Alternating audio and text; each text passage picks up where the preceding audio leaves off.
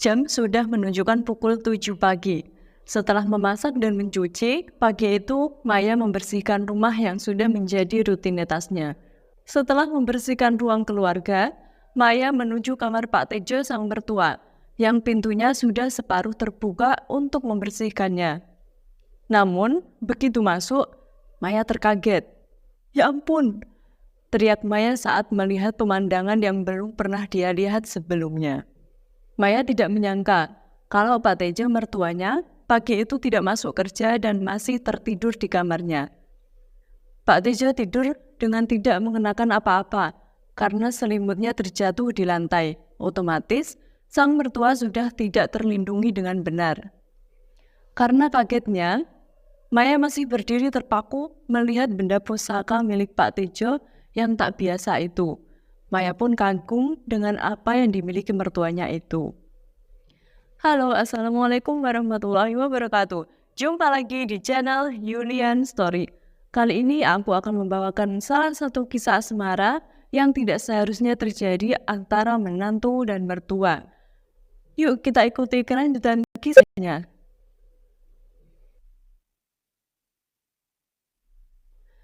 Pak Tejo umurnya sudah 45 tahun. Dia menikah di usia muda dan mempunyai seorang anak laki-laki. Saat ini, Pak Tejo statusnya seorang duda karena istrinya meninggal saat melahirkan anak keduanya 5 tahun yang lalu. Pak Tejo bekerja sebagai karyawan di sebuah perusahaan ternama di kota Jakarta. Berangkat pagi dan terkadang pulangnya malam. Liburnya hanya hari Minggu saja. Agak repot memang sejak kepergian istrinya, apa-apa harus dikerjakannya sendiri. Pak Tejo begitu sangat mencintai mendiang istrinya, sehingga membuatnya enggan untuk mencari penggantinya. Sekarang, Pak Tejo hanya tinggal sendiri di rumah. Satria, anak satu-satunya, sedang kuliah di Jogja, jadi pulangnya tidak menentu. Sebelum berangkat kerja, Pak Tejo beres-beres rumah terlebih dahulu. Pak Tejo tidak mencari pembantu. Oleh karena itu, semuanya dia kerjakan sejak pagi-pagi buta. Itu semua tidak menyurutkan semangatnya demi masa depan putranya. Selang beberapa bulan kemudian, anaknya Satria memberi kabar kalau dia telah membuat Maya pacarnya hamil. Mendengar kabar itu, Pak Tejo pun shock. Dan terpaksa Pak Tejo pun harus menikahkan anak satu-satunya itu sebelum janin yang dikandung Maya pacarnya semakin membesar. Pak Tejo tidak menyangka anaknya Satria yang begitu sangat pendiam berbuat seperti itu. Maya orangnya cantik, kulitnya putih, bersih, serta badannya langsing. Posturnya yang tinggi, serasi dengan berat badannya. Siapapun yang memandangnya pasti akan terpesona. Beberapa minggu kemudian, Satria dan Maya menikah. Dan untuk sementara tinggal bersama Pak Tejo, karena Maya hanya berasal dari keluarga yang sederhana. Dan masih ada 3 orang adiknya yang menjadi beban keluarganya. Selain itu, Maya juga bisa membantu pekerjaan Pak Tejo di rumahnya. Hari-hari pertama Maya hidup di rumah Pak Tejo sedikit canggung dan malu. Itu mungkin dia belum terbiasa tinggal bersama mertua. Padahal Pak Tejo sendiri orangnya begitu sangat ramah. Mungkin saking ramahnya membuat Maya menjadi sungkan kepada mertuanya itu. Sudah menjadi kebiasaannya, sebelum olahraga pagi, Pak Tejo beres-beres rumah. Meskipun sudah punya menantu, namun Pak Tejo masih melakukan pekerjaan rumahnya setiap pagi. Karena Maya yang sedang hamil, Pak Tejo tidak ingin pekerjaan itu semua dikerjakan oleh Maya menantunya. Pak Tejo juga tidak ingin menantunya nanti terlalu capek. Waktu terus berjalan, tidak ada hal yang aneh terjadi. Semua berjalan biasa-biasa saja. Karena sudah mempunyai tanggungan keluarga, Satria pun juga bekerja. Dia ikut temannya bekerja di proyek.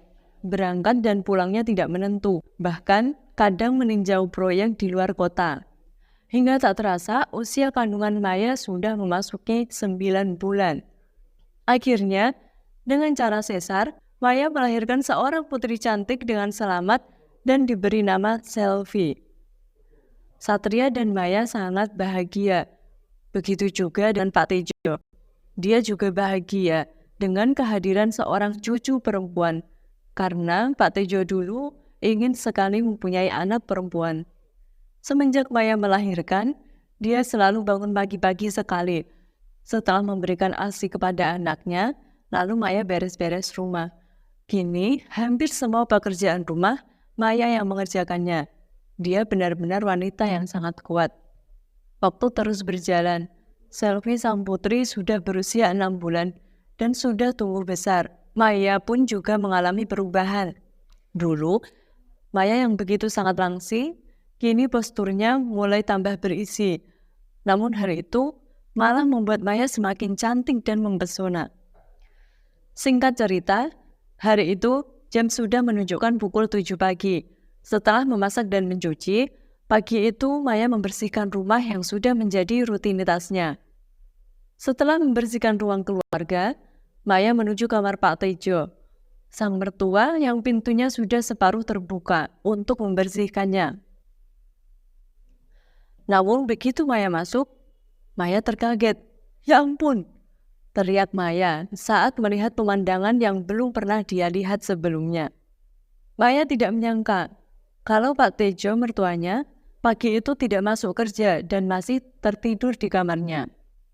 Pak Tejo tidur dengan tidak mengenakan apa-apa karena selimutnya terjatuh di lantai. Otomatis, sang mertua sudah tidak terlindungi dengan benar. Karena kagetnya, Maya masih berdiri terpaku melihat benda pusaka milik Pak Tejo yang tak biasa itu. Maya pun kagum dengan apa yang dimiliki mertuanya itu. Di saat Maya sedang serius menatapnya, tiba-tiba Pak Tejo terbangun. Seketika dia kaget melihat menantunya yang sedang berdiri memperhatikan sambil memegang gagang pel. Sontak, Pak Tejo mengambil selimutnya yang terjatuh di lantai. "Maya, sedang apa di kamarku?" tanya Pak Tejo dengan gelagapan. "Maaf Pak, seperti biasanya Maya akan membersihkan kamar Bapak. Tapi Maya tidak tahu kalau Bapak tidak masuk kerja," jawab Maya sambil menunduk. "Tadi Maya melihat semuanya," tanya Pak Tejo kemudian. "Maafin Maya Pak, tadi Maya tidak tahu kalau Bapak masih tertidur dengan seperti itu," jawab Maya dengan lirih. "Ya sudah, kamu teruskan. Bapak mau mandi dulu," kata Pak Tejo. Lalu Pak Tejo bangun dengan menggunakan selimut dan pergi ke kamar mandi. Tak lama kemudian, Maya pun keluar setelah selesai membersihkan kamar mertuanya. Kemudian, Maya lanjut membersihkan ruangan yang lain. Begitu sampai di ruang depan, Maya kaget melihat kopi Pak Tejo yang tadi pagi dibuatnya masih utuh di meja. Ternyata Pak Tejo benar-benar libur hari ini. Meski begitu, tidak biasanya mertuanya itu bangun kesiangan. Beruntung, Satria sedang ada urusan proyek di luar kota, sehingga Satria tidak mendengar teriakan kaget Maya yang sangat keras saat melihat pusaka milik sang mertua tak biasa itu. Setelah selesai mandi dan berganti baju, Pak Tejo pun keluar dari kamarnya, menanyakan anaknya, "Satria kapan pulangnya?" tanya Pak Tejo. "Mas Satria pulangnya masih 3 hari lagi," jawab Maya singkat. "Ya sudah, saya ke depan dulu, mau cari udara segar," jawab Pak Tejo sambil menatap aneh sang menantu. Sambil bersih-bersih ruangan, Maya yang tadinya lupa dengan peristiwa di kamar Pak Tejo, mertuanya, tiba-tiba teringat sepintas di angannya. Imajinasinya pun tumbuh. Maya membayangkan hal-hal aneh di dalam pikirannya. Dia tidak mengerti kenapa mengalami hal seperti ini. Pagi itu, Pak Tejo bangun dari tidurnya. Setelah sholat subuh, Pak Tejo pergi berolahraga. Meski sudah berusia 45 tahun, namun postur Pak Tejo masih kekar. Ditambah lagi, dengan kumisnya yang tebal, membuatnya semakin tampak gagah. Sedangkan Satria lagi ada urusan proyek di luar kota. Sementara Maya sedang mencuci baju. Ketika semuanya sudah beres, setelah sarapan, Pak Tejo segera berpamitan kepada Maya untuk berangkat kerja. Dek, dada Pak Tejo seketika bergemuruh hebat ketika melihat Maya yang sedang menjemur pakaian. Sejak kedatangan Maya di rumahnya dan menjadi menantunya, Pak Tejo tidak pernah mempunyai perasaan seperti ini. Entah mengapa, pagi itu akan Pak Tejo gundah melihat postur Maya yang telah berubah setelah melahirkan anak pertamanya. Dengan nafas yang berat, Pak Tejo berteriak, "Saya berangkat dulu, hati-hati di rumah." Pamit Pak Tejo. "Iya, Bapak juga hati-hati di jalan," sahut Maya sambil menoleh. Mobil Silver pun perlahan pergi meninggalkan rumah. Saat dalam perjalanan, Pak Tejo terus saja dihantui peristiwa itu. Bayangan Maya terus saja hadir dalam angannya, hingga Pak Tejo tak dapat konsentrasi dengan pekerjaannya. Sampai-sampai bosnya pun memarahinya karena kebanyakan melamun. Setelah jam pulang tiba, Pak Tejo bersiap-siap diri dan segera pulang. Takutnya nanti kemalaman. Kasihan Maya sendiri di rumah. Baru saja Pak Tejo masuk ke kamar dan meletakkan tasnya, tiba-tiba Maya memanggilnya. "Ada apa, Maya?" tanya Pak Tejo setelah membuka pintu. "Ini Pak, pampers Selfie habis. Tolong antar Maya ke supermarket," jawab Maya sambil menunduk. "Tunggu sebentar, Bapak mau ganti baju dulu," jawab Pak Tejo, lalu menutup pintu kamarnya sebelum pergi. Waktu itu sudah lebih pukul 4 sore. Setelah 10 menit perjalanan, akhirnya mobil Silver Pak Tejo sampai di supermarket yang dituju. Dengan menggendong Selfie putrinya, Maya turun dari mobil mertuanya, lalu bergegas masuk ke dalam untuk membeli beberapa bahan kebutuhan Selfie putrinya. Sementara Pak Tejo hanya melihat-lihat isi rak dalam supermarket. Setelah membayar di kasir, Maya kemudian keluar. Pak Tejo pun mengikutinya dari belakang. Batin Pak Tejo dalam hati saat melihat keindahan menantunya dari belakang. Begitu sampai di parkiran, Pak Tejo melihat bagian depan ban mobilnya kempes. "Gimana Pak, mau diganti bannya?" tanya Maya kemudian.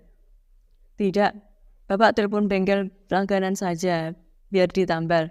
Tapi masih nunggu agak lama, nanti kita pulangnya agak kemalaman ya," tanya Pak Tejo. "Iya Pak, nggak apa-apa," jawab Maya singkat. "Maya tadi sudah makan apa belum?" tanya Pak Tejo. "Belum Pak, tadi belum sempat makan," jawab Maya. "Kalau gitu kita cari makan dulu, sambil menunggu tukang bengkelnya datang," ajak Pak Tejo. "Terserah Bapak, Maya mengikut saja," jawab Maya. Setelah obrolan itu, mereka langsung berangkat menuju warung makan ayam goreng yang ada di depan supermarket. Beruntung, Selfie sang putri tidak rewel. Sambil makan, Pak Tejo dan Maya berbincang-bincang lagi. Tiba-tiba, Pak Tejo menanyakan peristiwa kemarin pagi. "Maya, Bapak mau tanya." "Tanya apa, Pak?" jawab Maya dengan sedikit penasaran. "Bapak mau nanya soal peristiwa kemarin." "Maya tidak berpikir macam-macam kan sama Bapak?" tanya Pak Tejo. "Enggak kok, Pak," jawab Maya sambil tersenyum. Pak Tejo pun terpana melihat senyum Maya dari jarak yang begitu sangat dekat. "Kok malah senyum-senyum? Ada yang aneh ya? Bapak hanya mau tanya, siapa tahu Maya memikirkan sesuatu tentang Bapak," ucap Pak Tejo. Dalam hatinya, Maya bertanya-tanya, mengapa Pak Tejo membahas hal itu lagi? Sebenarnya, sejak melihatnya, yang aku pikirkan cuma itu. Ini malah Pak Tejo menanyakan hal itu lagi. Aku harus jaga image di depan mertuaku. Jangan sampai Pak Tejo tahu apa yang aku bayangkan. "Enggak Pak, Maya sudah melupakannya," jawab Maya berpura-pura di depan mertuanya. "Maya, kamu itu sangat cantik. Terlebih lagi setelah melahirkan. Kamu kelihatan sangat menarik sekali," puji Pak Tejo tiba-tiba. Mendengar pujian mertuanya, Maya pun tersipu malu. Lalu dia mengalihkan pembicaraan. "Memangnya Bapak tidak ingin menikah lagi?" tanya Maya. "Duh, Maya, Bapak kan sudah tua. Malu sama Satria kalau sampai menikah lagi," jawab Pak Tejo beralasan. "Maya nggak bohong, Bapak itu masih gagah kok," kata Maya tiba-tiba memuji Pak Tejo. "Maya, kamu ngomong apaan sih? Malah bicara kemana-mana," jawab Pak Tejo sambil memperhatikan Maya lekat-lekat. Karena pandangannya yang begitu sangat serius, Maya pun jadi salah tingkah sama mertuanya. Tiba-tiba, Maya teringat dengan pusaka sang mertua yang begitu sangat tak biasa. Pandangan mata Pak Tejo semakin kemana-mana.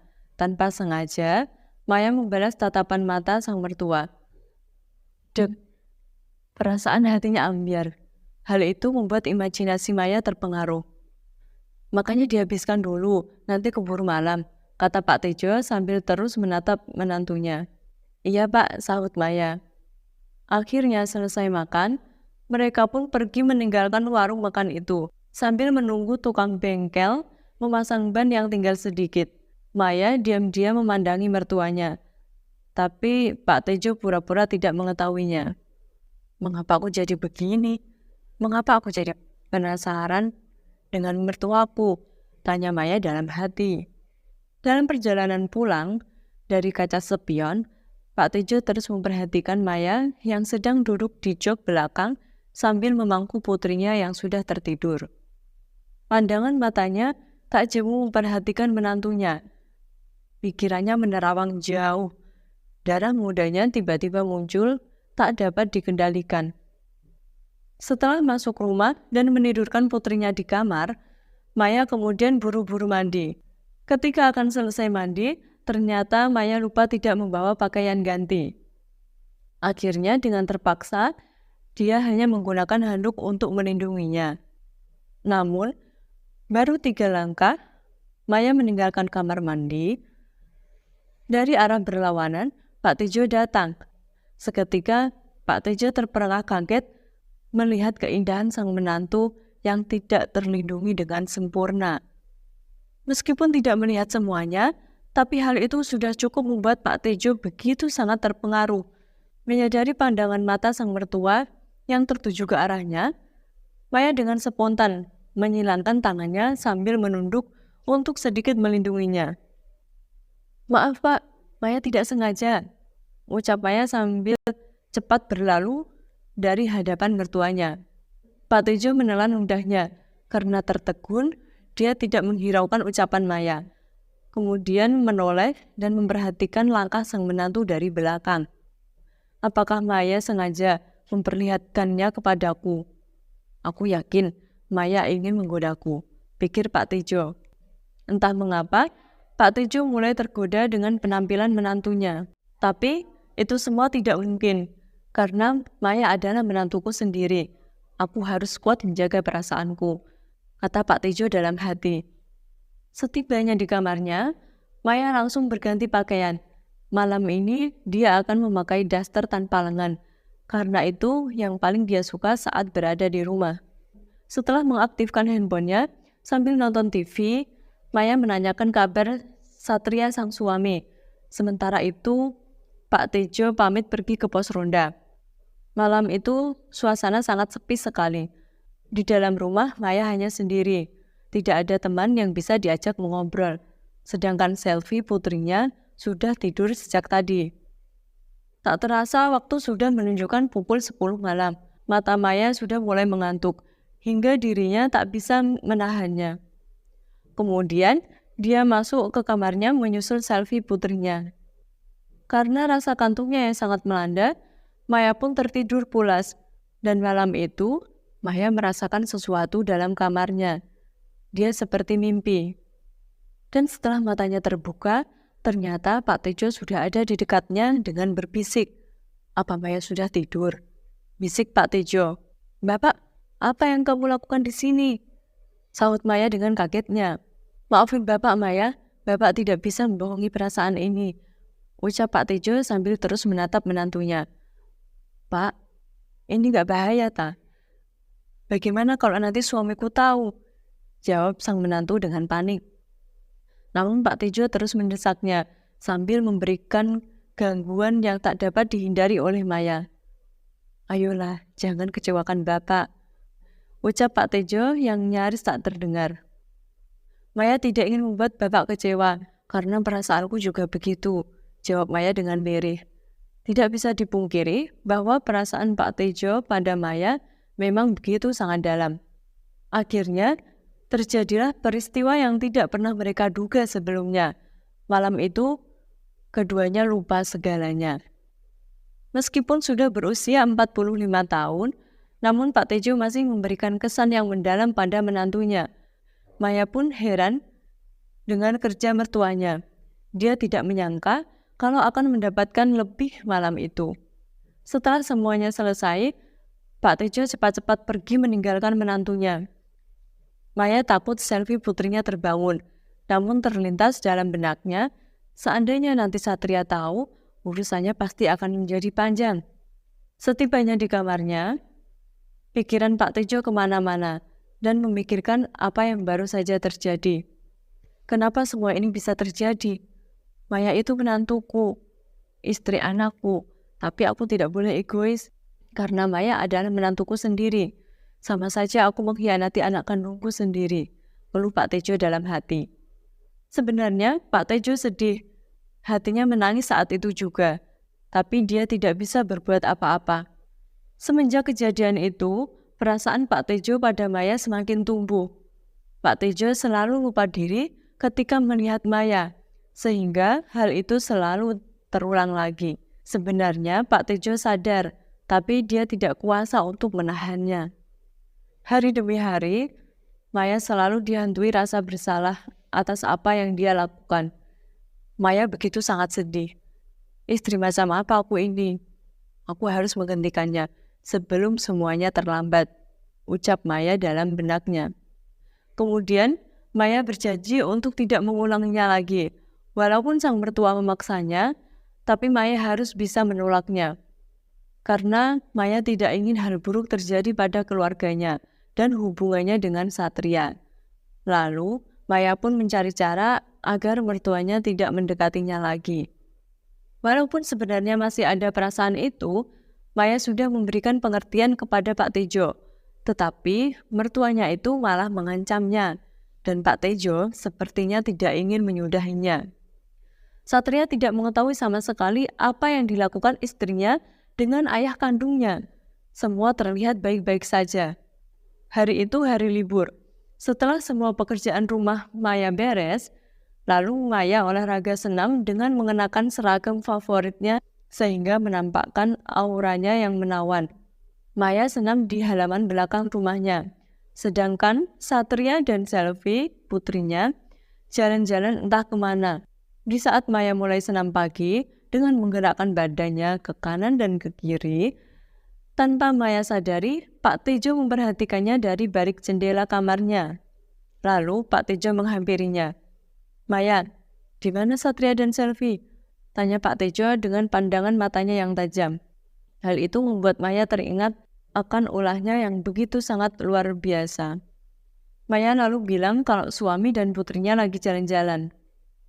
Mendengar jawaban menantunya, kemudian Pak Tejo mendekati Maya dan mengajaknya kembali. Maya pun berusaha menolaknya, tetapi sang mertua berbuat nekat dan memaksanya. Maya pun hanya bisa pasrah atas apa yang dilakukan Pak Tejo kepadanya. Maya pun jadi terlena dibuatnya. Dia menikmati semuanya. Mereka kembali menggapai asa, lalu tenggelam dalam mimpi hingga pada batas nafas yang berapi. Mereka pun terbawa dalam angannya di sudut ruang yang sepi. Begitulah kisah asmara antara Pak Tejo dengan Maya yang tak lain adalah menantunya sendiri. Terima kasih buat teman-teman yang sudah menonton kisah ini. Jika kalian punya cerita dan ingin berbagi kepada kami, silakan kirim ke alamat email di bawah ini. Jangan lupa like dan komennya. Nantikan kisah asmara yang lebih menarik lagi selanjutnya. See you!